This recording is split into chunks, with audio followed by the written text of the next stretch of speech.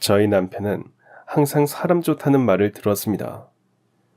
주변 사람들은 늘 손해만 보고 사는 사람이 뭐가 좋냐, 같이 살면 너만 고생한다고 타박을 했지만 오히려 저는 그런 점이 좋았습니다. 요즘처럼 삭막한 세상에서 남편처럼 주변을 돌아볼 줄 아는 사람은 귀했으니까요. 그리고 제가 정 많고 오지랖 넓은 할머니 손에 자라서인지 어려움에 처한 사람을 그냥 지나치지 못하는 남편의 모습이 마냥 좋기만 했습니다. 그래서 결혼까지 한 거고요. 남편은 저와 결혼한 뒤 작은 사업을 시작했습니다. 다행히 노력한 만큼 회사는 점점 자리를 잡아갔습니다. 그러나 몇 년 뒤, 늘 웃는 얼굴이었던 남편의 표정이 어두워졌어요. 무슨 일이 있냐고 물으면 남편에게서 돌아오는 대답은 괜찮다는 말뿐이었습니다. 하지만 얼마 안가 그 이유를 알게 되었습니다. 작지만 나름 탄탄했던 회사가 어려워진 거였죠. 처음에는 사업 자금이 부족해서 그런 줄 알았는데 알고 보니 남편이 친구 사업에 보증을 서줬더라고요. 도와달라는 친구를 외면하지 못해 보증을 선 건데 결국 친구의 사업이 망하면서 남편이 그 빚을 대신 갚아야 하는 상황에 처해버린 겁니다. 친구에게 돈을 빌려준 사람들은 남편에게 돈을 요구했고 저희는 그 빚 때문에 힘들어졌습니다. 남편 사업도 정리하고 원래 살던 집까지 뺐지만 매달 갚아야 하는 빚이 생겼고 그래서 저 역시도 마트에서 아르바이트를 시작했어요. 몸은 힘들었지만 남편이 빚 때문에 괴로워하는 모습을 보는 게 더 아팠습니다. 저희 둘은 서로를 의지하며 빚을 갚으려 최선을 다했어요.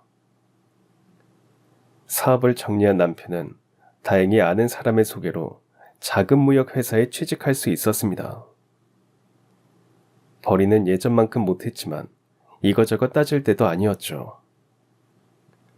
남편은 낮에는 회사에서 밤에는 대리운전을 뛰며 열심히 일했고 2년 정도 지났을 때 더 큰 회사로 이직할 수 있는 기회를 잡았습니다.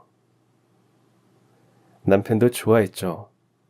연봉도 올랐으니 보증선 빚도 금방 갚을 수 있을 거라 생각했지만 그 회사로 출근하고 나서부터 남편의 얼굴에는 또다시 그늘이 생겼습니다.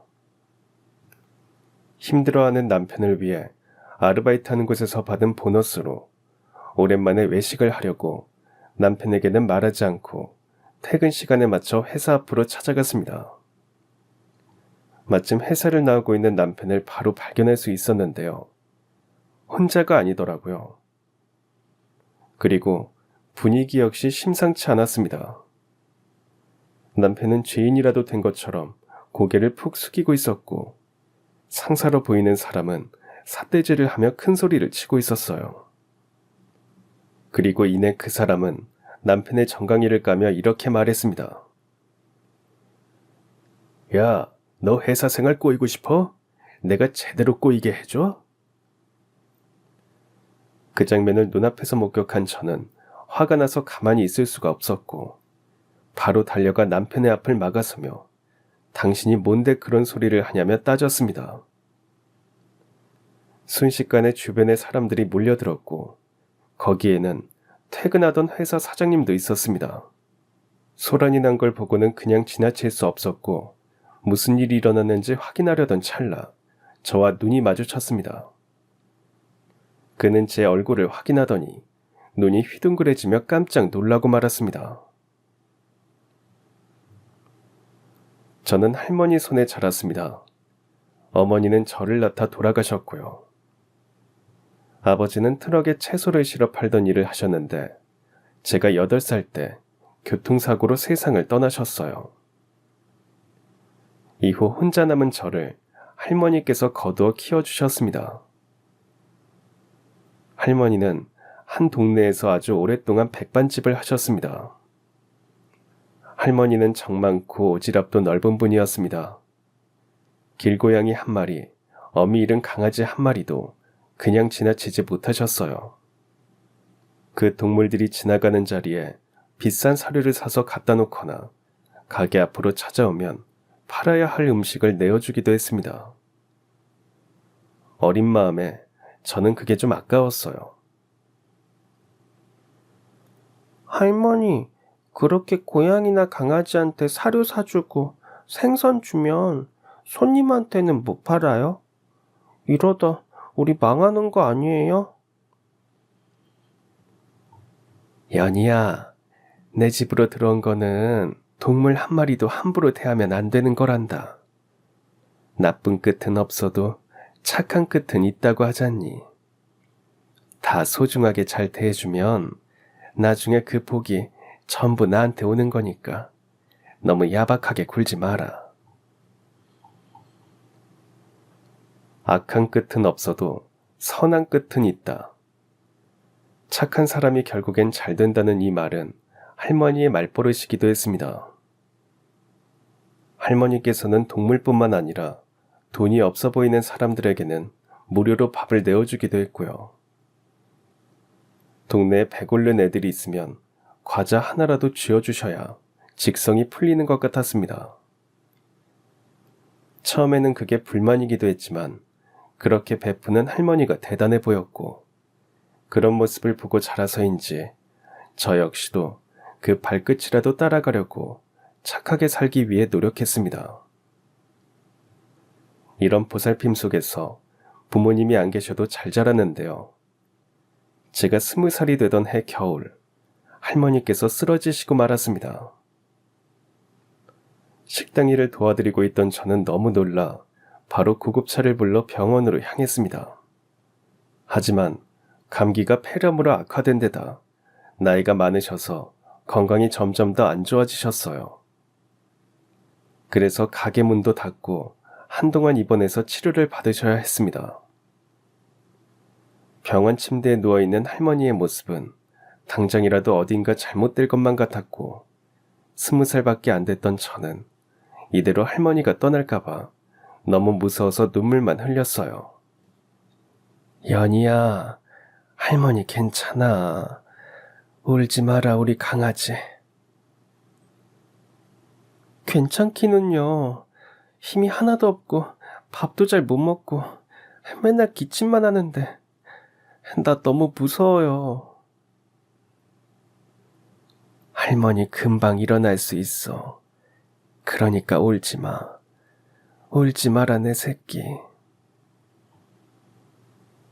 하지만 할머니의 폐렴은 나아질 기미가 보이지 않았고 입원한 지 한 달도 안 되어 결국엔 다시 일어나지 못하고 그대로 세상을 떠나셨습니다. 빈소에는 조문객들이 정말 많았습니다. 다들 할머니에게 받았던 친절을 잊지 않고 마지막 가시는 길에 인사를 드리러 온 거였죠. 머리가 희끗희끗한 아저씨, 동네 꼬마, 공사장에서 일하던 외국인 노동자, 남편도 없이 혼자서 아이를 키우느라 잠깐 식당에서 일했던 언니 등등. 이렇게 많은 사람이 찾아와 준 덕에 할머니가 가시는 길이 쓸쓸하지 않을 것 같아 다행이었어요. 아직 어린 저를 대신해 할머니와 오랜 인연이 있는 어른들이 옆에서 도와주셨고 그 덕에 장례식도 잘 마칠 수 있었습니다. 그리고 할머니가 남겨주신 약간의 유산과 가게 보증금으로 저는 월세집을 하나 얻었어요. 그리고 대학교를 가지 못한 대신 바로 취업전선에 뛰어들어 작은 회사에 격리로 입사했습니다. 일에 적응하고 부서 사람들과 친해지다 보니 다양한 이야기를 들을 수 있었는데요. 회사에는 유명한 사람이 한 명 있었습니다.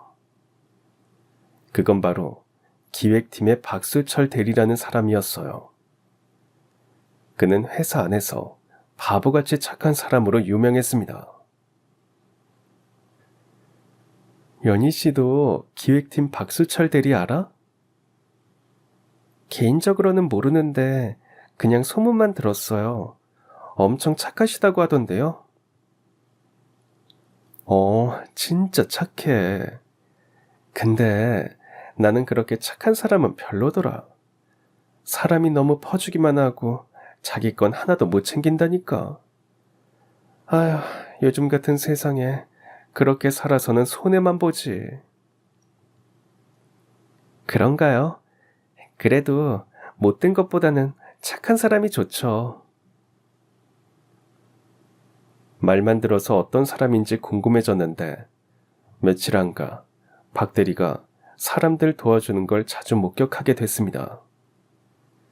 지각할까봐 급하게 달려가고 있는데 제 옆으로 어떤 한 남자가 리어카를 끌고 가는 겁니다. 할아버지, 이렇게 무거운 걸 어떻게 저기까지 혼자 끌고 가려고 하셨어요? 저 만나서 진짜 다행이에요. 이거 너무 고마워서 어떡해요. 보안이 회사 출근해야 할 것 같은데 나 때문에 늦으면 어쩌나. 괜찮아요. 뭐 조금 늦는다고 잘리는 것도 아니고 걱정 마세요. 박대리였습니다. 리어카가 무거운지 땀을 뻘뻘 흘리면서도 활짝 웃으며 폐지 할아버지를 도와드리고 있더라고요. 그리고 며칠 지난 후에는 점심을 먹고 들어오는데 회사 앞 횡단보도에서 그를 또 한 번 보게 됐습니다. 그때도 역시나 다리가 불편해 파란불이 깜빡이는데도 횡단보도를 절반도 건너지 못한 할머니를 부축해드리고 있었습니다. 그런 모습을 보며 사람이 참 착하다고만 생각하고 있었는데요. 얼마 안가 저 역시 그의 도움을 받는 일이 생겼습니다. 출근하자마자 부장님이 저를 부르셨고 갑자기 해고 통지를 받았습니다.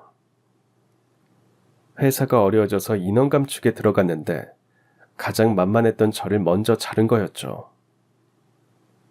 일방적으로 해고를 당한 것도 황당한데 월급도 받지 못했습니다.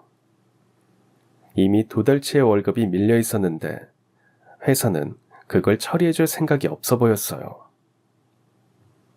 당시 저는 고작 21살이었고 첫 직장이었던 터라 어떻게 해야 할지 몰랐습니다. 다른 직원들은 괜히 도와줬다가 자신에게도 불똥이 튈까봐 다들 모른 척을 했죠. 앞으로 어떻게 살아야 할지 막막해서 회사 계단에 쪼그려 앉아있는데 박 대리가 다가왔습니다. 저기 안녕하세요. 격리팀 이연희 씨 맞죠? 저는 기획팀 박수철 대리라고 합니다. 안녕하세요. 박수철 대리님 알고 있어요. 저를 알고 계셨어요? 신기하네요. 아무튼 다른 게 아니라 연희 씨 해고 소식을 들었는데 제가 생각해도 이거 너무 부당한 처우 같아서요. 그쵸. 이거 회사가 이상한 거 맞죠? 근데 어떻게 해야 할지 모르겠어요. 밀린 월급이라도 받고 싶은데 물어볼 것도 없어요. 다들 저랑은 말을 안 하려고 하고. 정말 속상해요. 월급까지 밀렸어요? 와, 이거 진짜 안 되겠네. 연희 씨, 걱정 마요. 제가 도와줄게요. 잘 아는 노무사가 있는데 소개해 드릴 테니까 일단 그분 만나서 상담부터 받아보세요. 아니, 그러지 말고 내가 약속을 잡아줄 테니까 이따 점심때 나랑 같이 노무사한테 가봅시다. 대리님은 그날 바로 저랑 같이 노무사 사무실에 가서 어떻게 하면 월급이라도 받을 수 있을지 차근차근 함께 알아봐줬고 그 덕에 시간은 걸렸지만 밀려있던 월급을 받아낼 수 있었습니다. 저는 그게 고마웠고 신세를 갚고 싶어서 밥을 사겠다고 했죠. 약속한 날이 됐고 저희는 한 삼겹살집에서 만났습니다. 대리님, 삼겹살로 정말 괜찮으세요? 더 비싼 거 드셔도 되는데 저 그 정도 돈은 있어요. 저 삼겹살 엄청 좋아해서 이거 사달라고 한 거예요. 오늘 혼자서 3인분 먹을 겁니다. 네? 알겠어요. 많이 드세요. 저희는 밥을 먹으며 많은 얘기를 나눴습니다. 대리님은 제 주머니 사정을 생각해서 삼겹살을 먹었고, 제가 부담스럽지 않도록 삼겹살을 좋아한다고 했던 것 같아요. 그 마음이 정말 감사했죠. 대리님, 진짜 감사해요. 사실 제가 가족도 없고 회사 다니는 것도 처음이라 막막했거든요. 그날도 무서워서 혼자 울고 있었고요. 대리님이 안 도와주셨으면 잘린 것도 억울한데 월급도 못 받았을 거예요. 아, 너무 띄워주지 마세요. 서로서로 돕고 살아야죠. 근데 연희 씨, 앞으로 어떻게 할 거예요? 취직 자리는 알아보고 있어요? 천천히 알아보려고요. 근데 제가 고졸이고 딱히 잘하는 것도 없어서 쉽게 일자리를 구할 수 있을지는 모르겠어요. 그래요? 그러면 나도 좀 알아봐 줄게요. 설마 연희 씨 한 사람 일할 곳 없겠어요? 너무 걱정 말고 마음 편히 먹어요. 대리님은 제가 다른 직장에 취업할 수 있도록 알아봐 주셨고, 그렇게 몇 번을 만나다 보니 대리님이 좋아졌습니다. 결국 제가 먼저 고백해서 저희는 연인 사이가 됐습니다. 그러는 동안 저를 해고시킨 그 회사는 상황이 더욱 안 좋아졌고, 대리님도 무너져가는 직장을 관두고 나왔습니다. 연희 씨, 나 창업해보려고 하는데 괜찮아?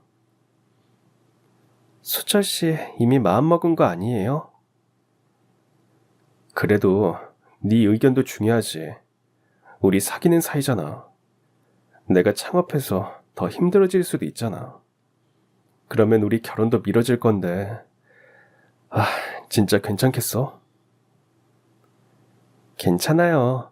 결혼이 급한 것도 아니고 수철 씨 신중한 사람인데 어련히 알아서 잘하겠어요. 나는 수철 씨 믿으니까 하고 싶은 일 해요. 연희 씨가 그렇게 말해주니까 큰 힘이 되네. 고마워. 내가 잘해볼게. 그리고 자리 잡으면 우리 결혼하자. 남편은 작은 무역회사를 창업했고 1년 후에 저희는 결혼식도 올렸습니다.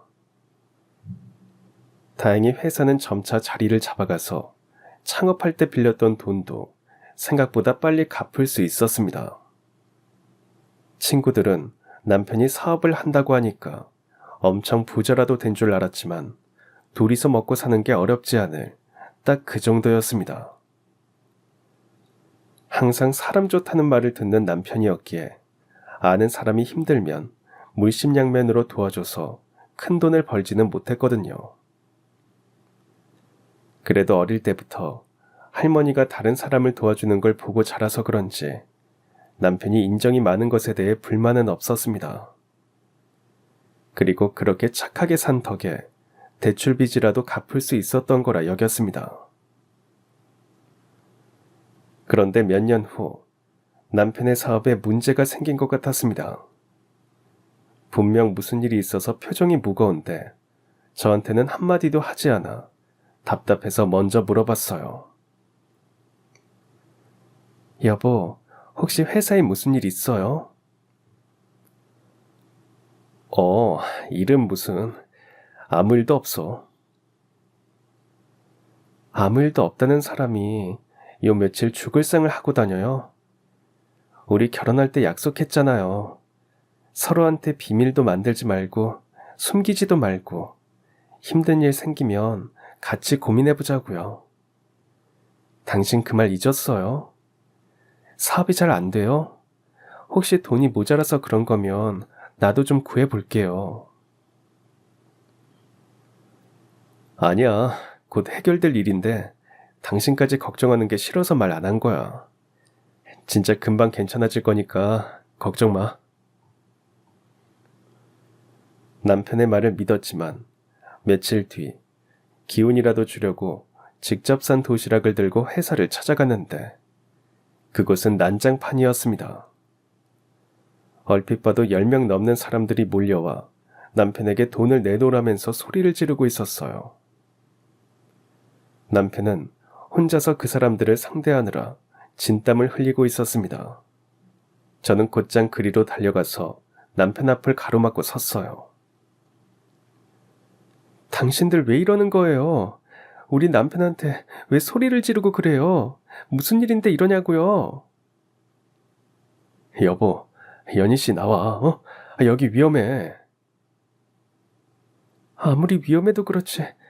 당신이 이런 꼴을 당하는데 어떻게 가만히 보고만 있어요? 무슨 일인데 그래요?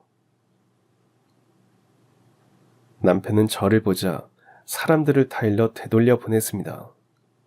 그리고 저를 사무실 안으로 들어가 앉히고는 무슨 일이 생긴 건지 이야기를 해줬어요. 걱정 말라는 남편의 말과 달리 회사의 사정은 생각보다 훨씬 나빴습니다. 단순히 사업 자금이 모자란 게 아니라 알고 보니 남편이 친구의 사업에 보증을 서줬더라고요. 아니, 당신은 제대로 좀 알아보고 보증을 서줬어야죠. 그리고 그렇게 중요한 일을 어떻게 나한테는 한마디도 안 할 수가 있어요? 여보, 말 안 한 건 정말 미안해. 친구가 힘들다는데 모른 척 할 수가 없더라고. 그냥 친구도 아니고 대학 때부터 알고 지낸 사이라서 믿었는데 이렇게 될 줄은 몰랐어. 그럼 그 친구는 지금 어디 있는데요? 설마 잠적했어요? 아무리 연락을 해봐도 안 받아. 어디서 나쁜 생각이라도 하고 있는 건 아닌지 걱정되네. 연락이라도 되면 좋을 텐데. 남편은 이 순간에도 친구를 걱정하고 있었습니다. 그때 처음으로 그 착한 성격이 바보 같다는 생각을 해봤던 것 같아요. 하루아침에 저희 부부는 남편 친구가 망해서 생긴 빚을 대신 갚아야 하는 상황이 되어버렸습니다. 남편은 갑자기 벌어진 일을 처리하느라 무척 혼란스럽고 힘들어했습니다. 여보, 당신만 믿으라면서요. 이게 다 무슨 일이에요? 이제 우리 어떻게 하면 좋아요? 그 빚 갚을 수 있겠어요? 당신한테는 입이 10개라도 할 말이 없어. 일단 급한 거라도 갚으려면 사업도 정리하고 이 집도 빼야 할 것 같아. 집을 빼요? 그럼 우리는 이제 어디서 살아요? 그날 이후로도 친구에게 돈을 빌려준 사람들은 남편의 사무실로 찾아와 돈을 갚으라며 닥달했고 그 빚 때문에 저희는 힘들어졌습니다. 원래 살던 집도 급하게 정리해야 했고 모아둔 돈도 빚 갚는 데 썼지만 한없이 모자랐습니다. 저도 가만히 있을 수만은 없어서 아르바이트를 구해서 생활비라도 벌었어요. 지치고 힘들었지만 남편이 빚 때문에 괴로워하는 모습을 보면 제 마음이 더 아팠습니다. 남편은 저한테 미안한 마음 때문인지 한동안 눈도 제대로 마주치지 못했어요. 그 마음을 알기에 제가 먼저 남편을 위로했습니다. 여보, 이미 벌어진 일 어떻게 하겠어요. 시간을 되돌릴 수도 없잖아요. 처음에는 나한테 말도 안 하고 덜컥 친구 보증 서준 당신이 밉기도 했는데 어쩌겠어요. 미우나 고우나 내 남편인데. 힘 좀 내요. 당신까지 이렇게 축 처져 있으면 나는 누구 믿고 살아요? 못난 나 때문에 당신까지 고생하는 것 같아서 너무 미안해서 그렇지. 여보, 우리 아직 젊잖아요. 얼마든지 다시 시작할 수 있어요.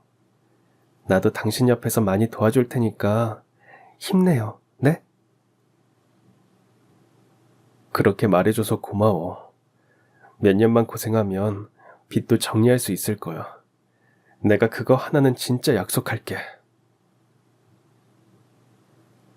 남편은 사업을 접고 어떻게 돈을 벌어야 하나 막막한 상황이었지만 예전에 남편의 도움을 받은 대학 선배의 소개로 작은 회사에 바로 취직을 할 수 있었습니다. 뿐만 아니라 밤에는 자는 시간을 쪼개가며 대리운전을 하면서 쉬지 않고 돈을 벌었어요. 물론 벌이는 사업을 하던 예전만큼 못했지만 남편은 한동안 몸이 부서져라 열심히 일했습니다. 그리고 2년 정도 지났을 때 남편에게는 더 큰 회사로 이직할 기회가 생겼습니다. 여보, 나 이번에 이직할 수 있을 것 같아. 지금 다니는 곳보다 큰 무역회사인데 거기로 가면 지금보다 연봉도 많이 받을 거야. 그래서 말인데 당신도 아르바이트 그만두면 어때? 어머, 너무 잘 됐다. 축하해요. 근데 아르바이트는 왜요? 나 일하는 거 괜찮아요. 같이 일하는 사람들도 좋고요. 당신 고생하는 것 같아서 그렇지. 나 정말 괜찮아요. 나도 당신 도와주고 싶어서 하는 거니까 너무 미안해하지 마요. 알겠어. 그래도 무리하는 것 같다 싶으면 바로 그만두는 거야?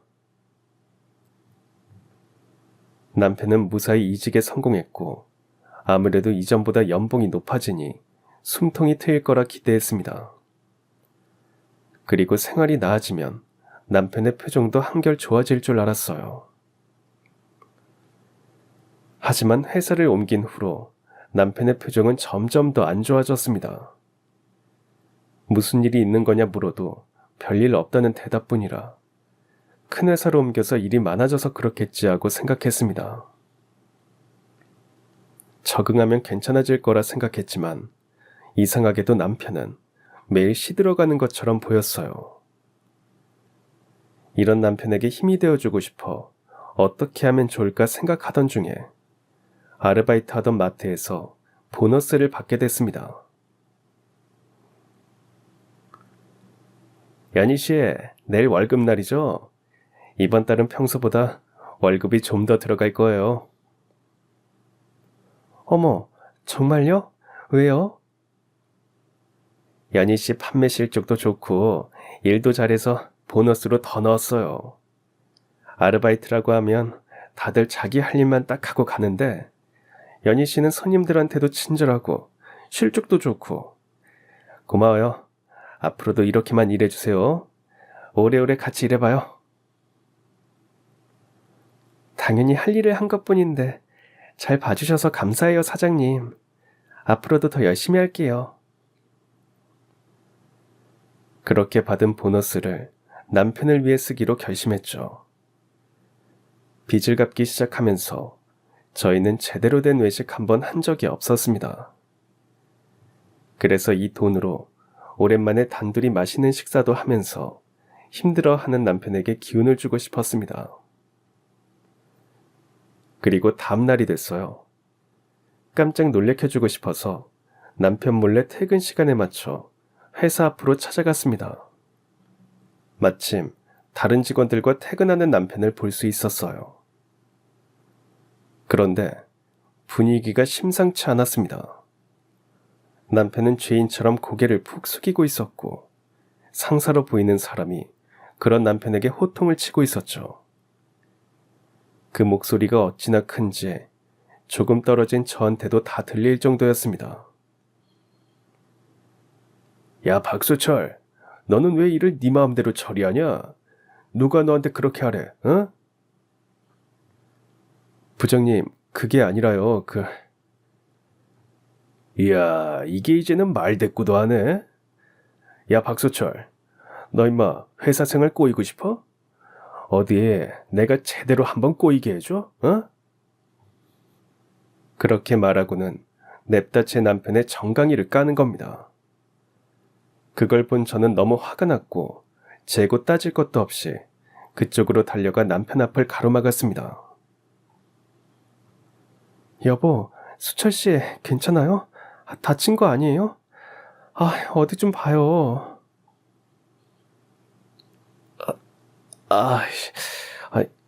당신이 여기를 어떻게 온 거야? 나 괜찮아.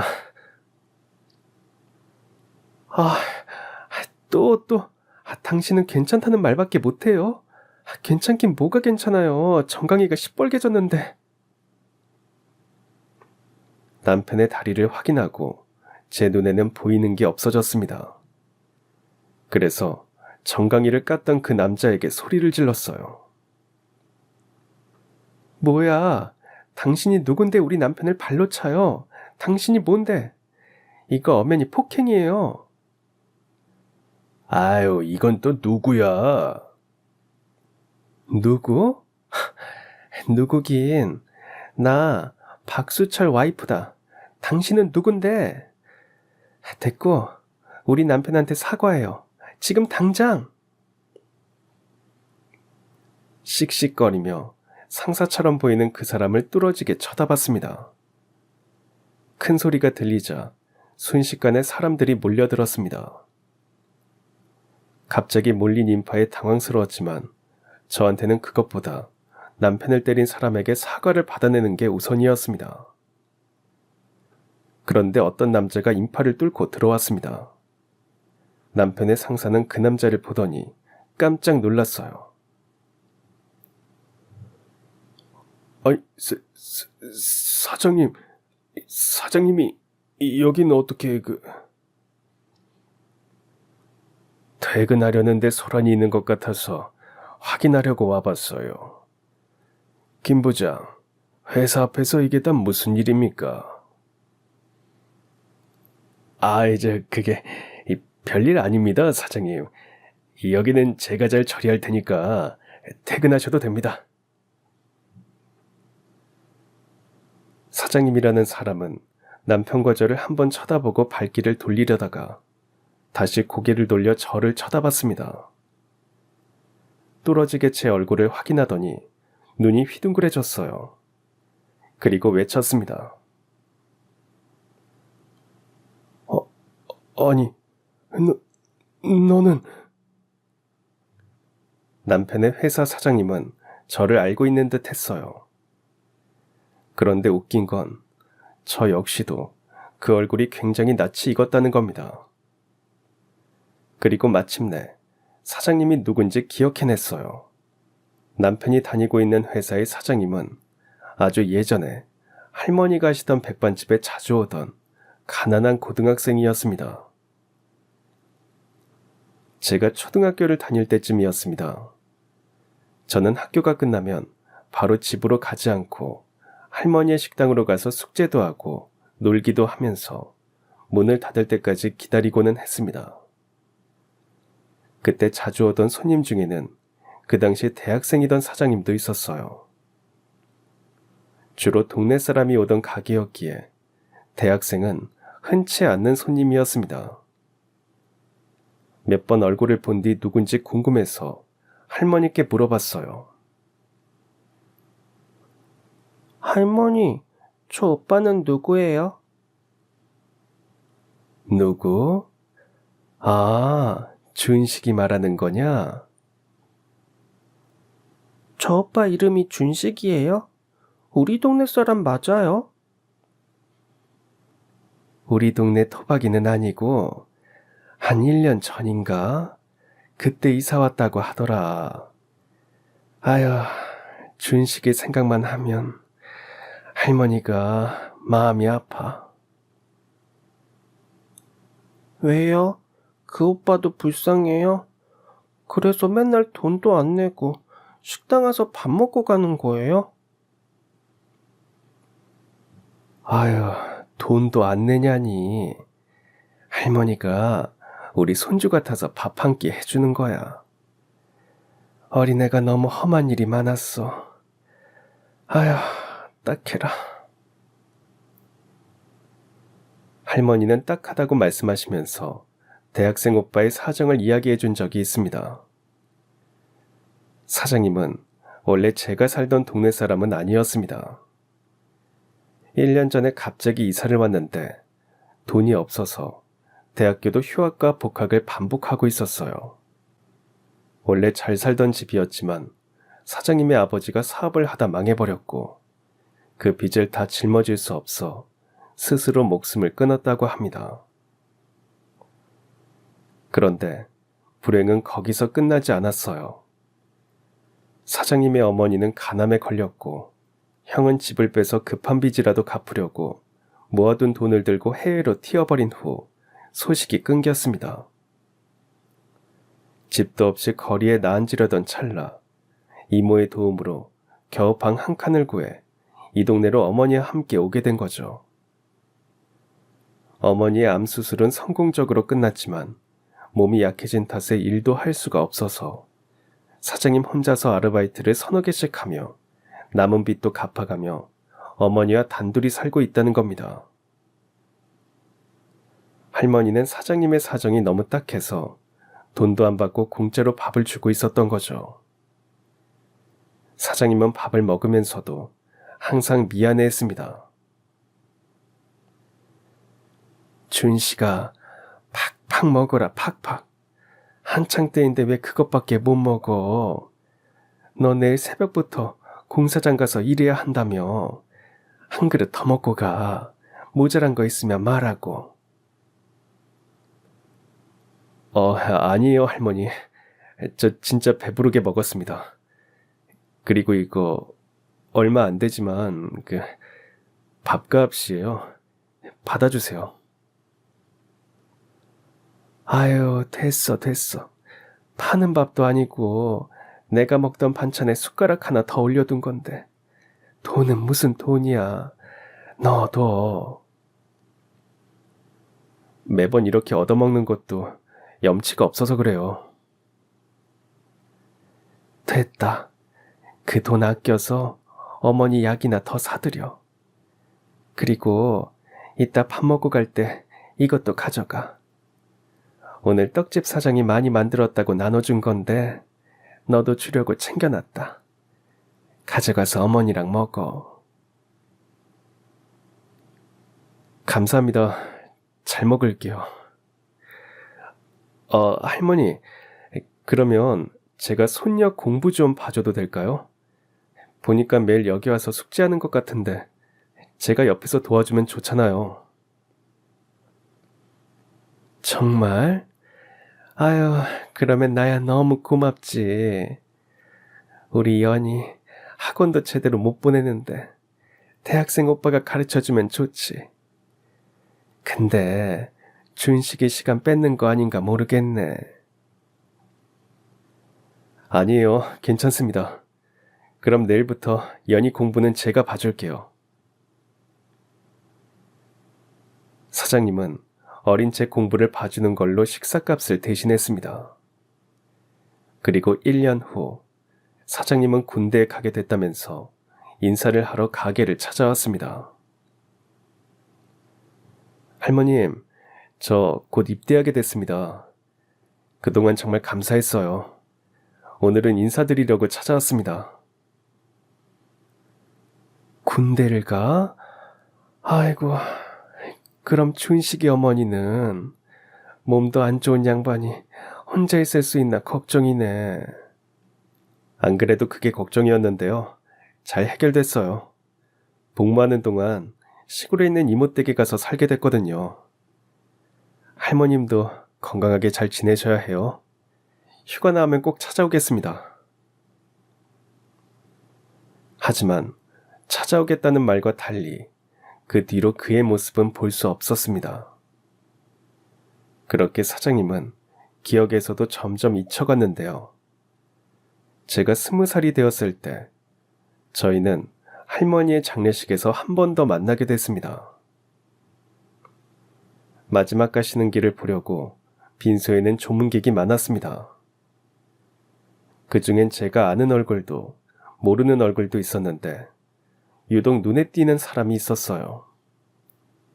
생각이 날 듯 말 듯해서 계속 쳐다봤더니 그 사람이 저벅저벅 걸어왔습니다. 너 혹시 연이니? 네, 맞아요. 저를 아세요?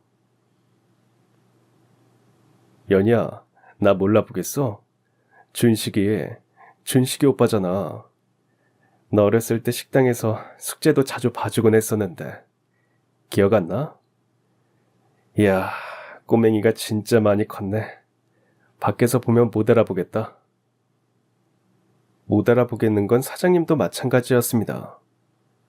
대학생일 때는 어디 피죽 한 그릇도 못 얻어먹고 다닌 것처럼 마른 데다 기본적으로 항상 지쳐있는 표정이었는데요. 나이가 드니 신수가 훤해졌더라고요. 그래도 20대 얼굴은 어느 정도 남아있었습니다. 아, 준식 오빠. 어쩐지 얼굴이 익숙하더라니. 왜 그동안 한 번도 안 찾아오셨어요? 할머니도 가끔 오빠 이야기 하셨어요. 잘 살고 있는지, 밥은 안 굶고 다니는지 궁금하다면서요. 아, 살아계실 때 봤으면 좋았을 텐데. 그러게, 나도 그게 너무 죄송스럽다. 할머니 뵙고 싶었는데 사는 게 바쁘다고 미루다 이렇게 돼버렸네. 사장님은 씁쓸하게 말하며 눈물을 보였습니다. 연희야, 너 지금 한 20살쯤 됐나? 아직 어린데 할머니도 안 계셔서 어떡하니? 이거 오빠 연락처인데 혹시라도 힘든 일 있으면 연락해. 내가 도와줄게. 사장님은 진심 어린 위로와 혼자서 막막할 때는 언제든 연락하라며 자신의 전화번호를 주고 갔습니다. 그런데 정신없이 장례식을 치르며 그 연락처도 잃어버리고 말았고 시간이 흐르며 자연스럽게 이 만남도 사장님의 존재도 서서히 잊어버렸습니다. 그러다 10여 년의 세월이 흐른 지금 가난한 대학생이었던 준식 오빠를 남편 회사의 사장님으로 다시 만나게 된 거였죠. 너 연희 맞지? 백밭집 할머니 손녀딸. 나 몰라보겠니? 혹시 준식 오빠? 와, 너무 오랜만이에요. 어떻게 오빠가 우리 남편 회사 사장님이 됐어요? 그러게, 사람 일이라는 게 참 어떻게 될지 모르는 거야. 그럼 이쪽은 연희 남편이겠네. 여기서 이러지 말고 우리 어디 가서 밥이라도 같이 먹자. 시간 되지? 내가 맛있는 거 사줄게. 사장님은 저희 부부를 데리고 회사 근처에 있는 비싸 보이는 한식당으로 들어갔습니다. 저는 사장님에게 제 남편을 소개해줬고 남편에게는 사장님과의 인연을 간단하게 설명해줬습니다. 할머니가 지금 사장님 모습 보시면 정말 좋아하실 것 같아요. 아유, 사장님이 뭐야. 그냥 편하게 오빠라고 해도 돼. 아니에요. 남편 회사 사장님인데 어떻게 그래요? 그래, 알겠어. 너 편한 대로 불러. 그건 그렇고 말이야. 아유, 세상에. 조그맣던 아이가 언제 이렇게 커서 결혼까지 했어. 근데 연희야, 할머니 장례식에서 내가 연락처 줬잖아. 힘든 일 있으면 연락하라고 했는데 왜 전화 한 통 없었니? 그게 그때 너무 정신이 없어서 사장님이 준 연락처가 적힌 종이를 잃어버렸어요. 아무튼 정말 성공하셨네요. 어떻게 사장님이 된 거예요? 그게 말이야. 제대하고 바로 친구들과 함께 소규모 창업을 했어. 무역회사였지. 중간에 몇 번 실패도 했는데 꼭 성공하고 싶어서 한 우물만 봤어. 어떻게든 버티다 보니 그러다가 결국 잘 됐고 이렇게 회사도 차리게 됐단다. 반가운 마음에 이런저런 이야기를 하다 보니 도중에 식사가 준비되어 한참 식사를 하던 중 사장님은 조심스럽게 남편에게 물어봤습니다. 연희 남편 이름이 박수철 과장 맞죠? 재무팀이라고 했나? 네, 맞습니다, 사장님. 혹시 괜찮으면 아까 무슨 일이 있었는지 물어봐도 될까요? 내가 대충 짐작이 가긴 하는데 그래도 정확하게 알고 싶어서 그럽니다. 아, 그게, 그러니까 남편은 제 눈치를 봤습니다. 아무래도 제 앞에서 자신이 당한 일을 말해서 제가 걱정하는 걸 보기 싫었던 거겠죠. 여보, 나는 괜찮으니까 다 말해요. 나도 너무 알고 싶어요. 그동안 당신 표정이 너무 안 좋아서 무슨 일이 있는지 궁금했단 말이에요.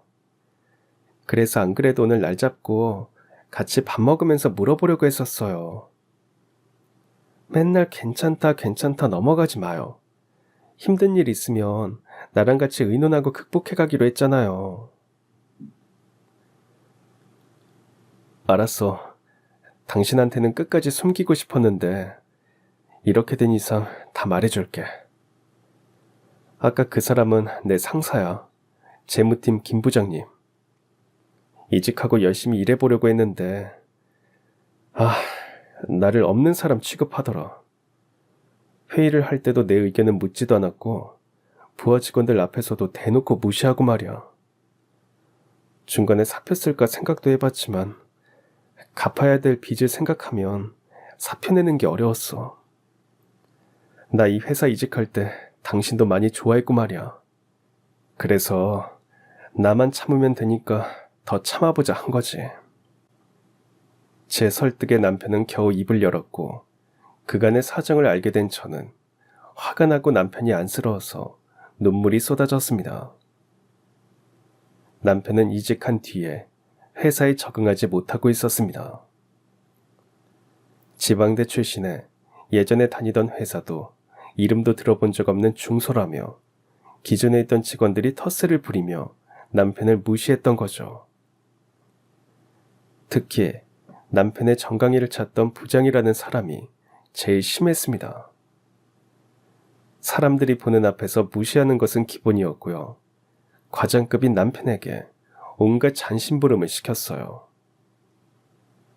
그런데도 남편은 제가 걱정할까봐 그리고 자존심이 상한다 해도 돈을 벌어서 빚부터 갚아야 했기에 모든 수모를 꾹 참고 혼자서 감내하고 저한테는 숨기고 있던 거였습니다. 사장님도 남편의 말을 듣고 화를 냈습니다. 뭐? 그런 일이 있었어요? 아니 왜 말을 안 했습니까? 인사팀에 이야기를 했어야죠. 아까도 말했다시피 지금 저희한테는 그럴 수 없는 사정이 있습니다. 이런 말 부끄럽지만 제가 보증을 잘못 써서 갚아야 될 빚이 있거든요. 그 빚을 갚으려면 이 회사에서 계속 일을 해야 했어요. 부장님 말처럼 제가 지방대 출신에 경력도 보잘것없는데 이런 좋은 회사에 들어오게 된 건 거의 기적 같은 일이었거든요. 얼른 빚에서 해방돼서 우리 연희도 고생 그만 시키고 싶었습니다. 그래서 일 크게 만들지 않고 혼자 참으려고 했던 거고요. 그래요. 박 과장 말도 무슨 말인지 이해가 갑니다. 아무튼 이제 내가 알게 됐으니 너무 걱정 말아요. 사장님과의 식사를 마치고 집으로 돌아가는 택시 안에서 저는 남편의 손을 꼭 잡았습니다. 그동안 속으로 얼마나 힘들었을지 다 알 것 같았거든요.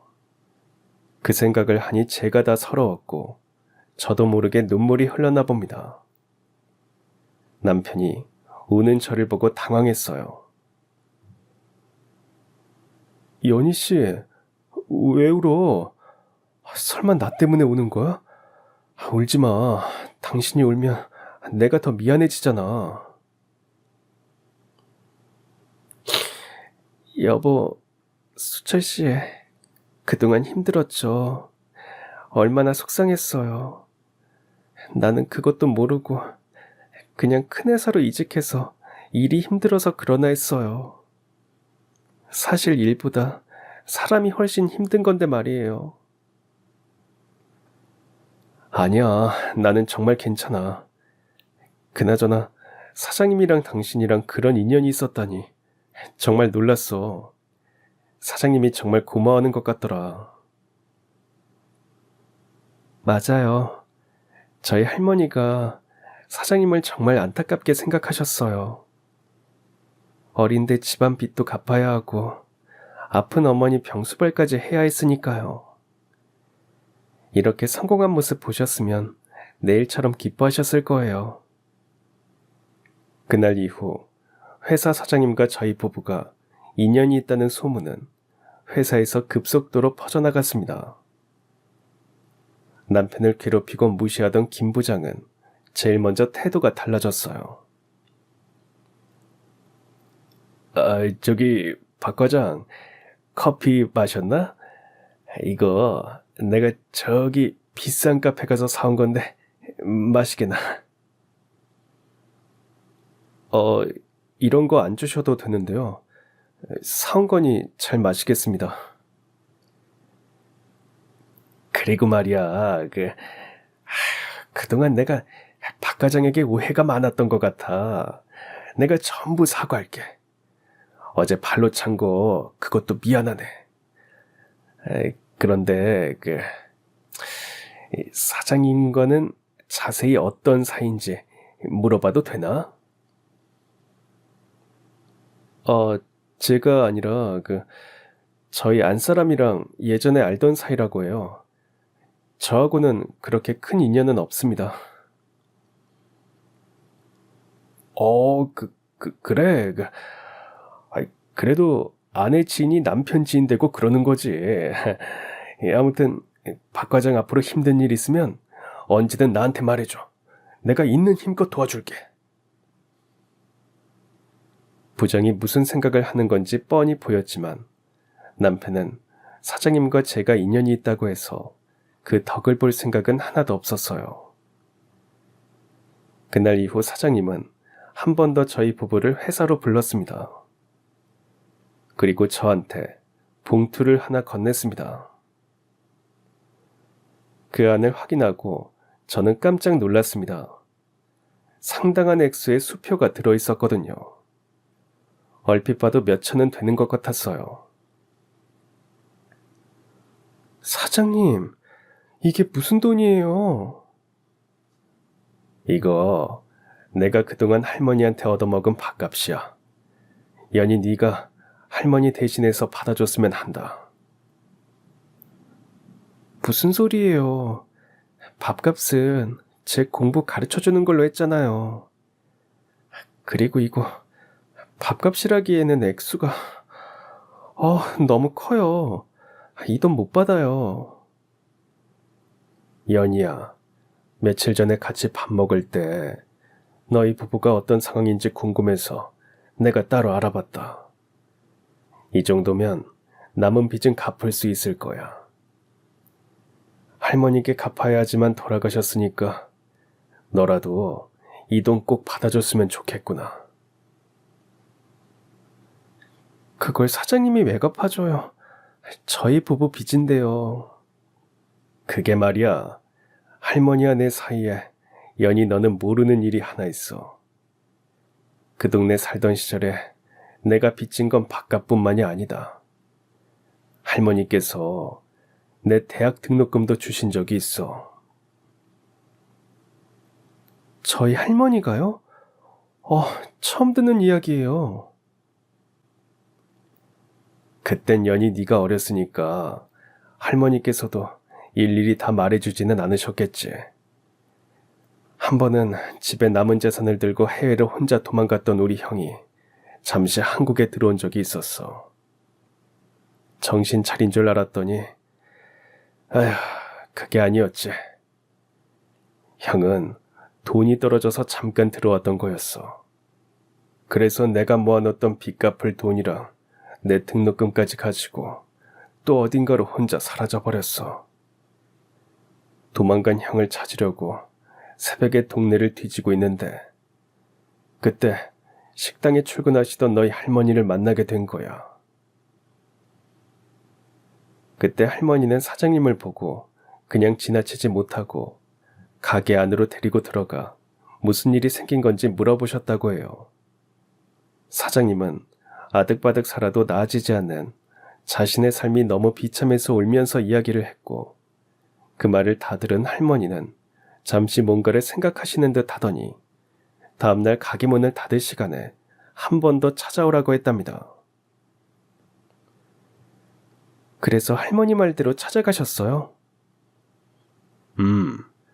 다음날 가게 문 닫을 때 찾아갔더니 할머니께서 내 등록금을 대신 마련해 주신 거야. 내가 안 된다고 몇 번이나 거절을 했는데도 할머니 역시 뜻을 굽히지 않았지. 나중에 취업해서 갚으면 된다고 하시면서 말이야. 그때 내가 받은 걸 갚는 방법은 이것뿐이니까 부담 갖지 말고 받아줬으면 한다.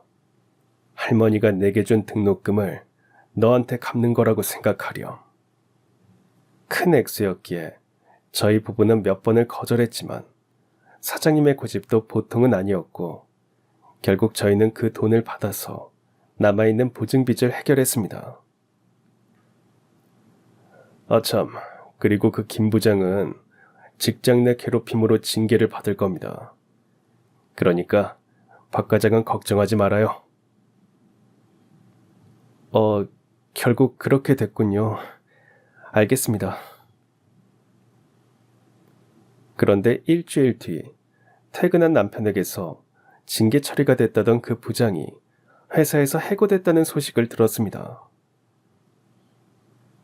여보, 그 부장님 말이야. 오늘 해고 공고가 떴어. 해고요? 징계만 받는다고 하지 않았어요? 그랬는데 내 일이 밝혀지면서 그동안 부장이 괴롭히던 다른 직원들도 나섰나 봐. 부장 때문에 정신과 진료받은 사람도 있고 부장이 승진을 막은 사람도 있고 난리도 아니었나 봐. 내가 회사에 오기 전부터 말이야. 그래서 그 사람들이 증거자료 모아서 감사팀에 보내서 결국 해고됐나 보더라고. 근데 또 이렇게 되니까 마음이 조금 안 좋네. 와, 무슨 그런 사람이 다 있어요? 그리고 마음이 안 좋기는. 당신은 진짜 너무 착해서 탈이야, 탈. 내 속이 다 시원하다. 참, 그리고 당신한테 한 가지 더 말할 게 있는데 사장님이 오늘 나 부르셔서 해고된 부장 자리를 나한테 주려고 하시더라. 근데 거절했어. 제가 깜짝 놀라서 그 좋은 기회를 왜 거절했냐고 묻자 남편은 사람 좋게 웃는 그 표정을 하면서 사장실에서 있던 일을 이야기해 줬습니다. 박 과장, 이번에 부장이 해고돼서 그 팀에 공석이 생겼잖아요. 그 자리에 박 과장이 갔으면 싶습니다.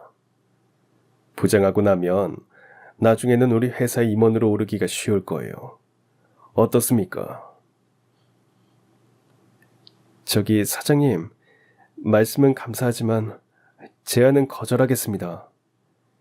사장님이 저희 아내와 아는 사이라고 해서 제가 이런 특혜를 받는다면 직원들을 괴롭히던 그 부장과 다를 것이 하나도 없습니다.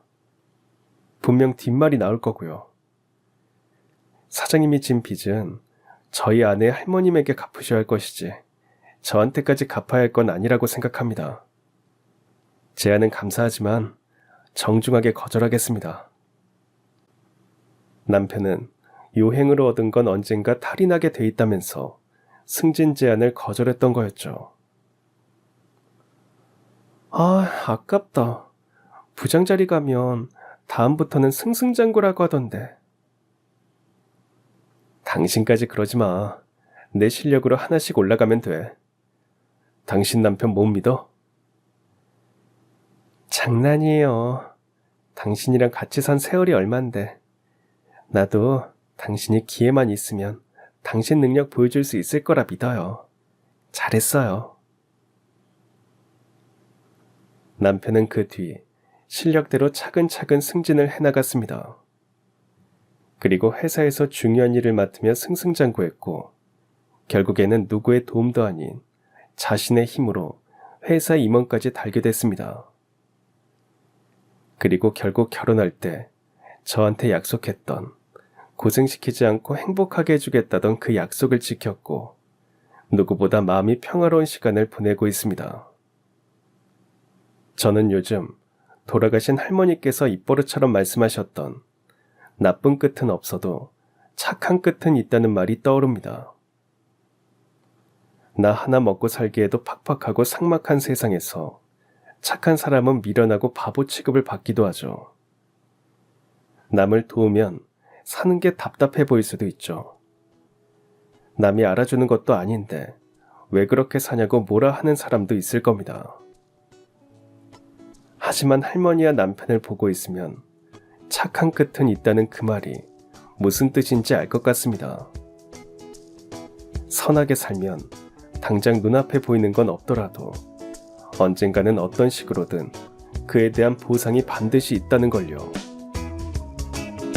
저희 부부는 앞으로도 조금 느리더라도 나 혼자만 앞으로 달려가지 않고요.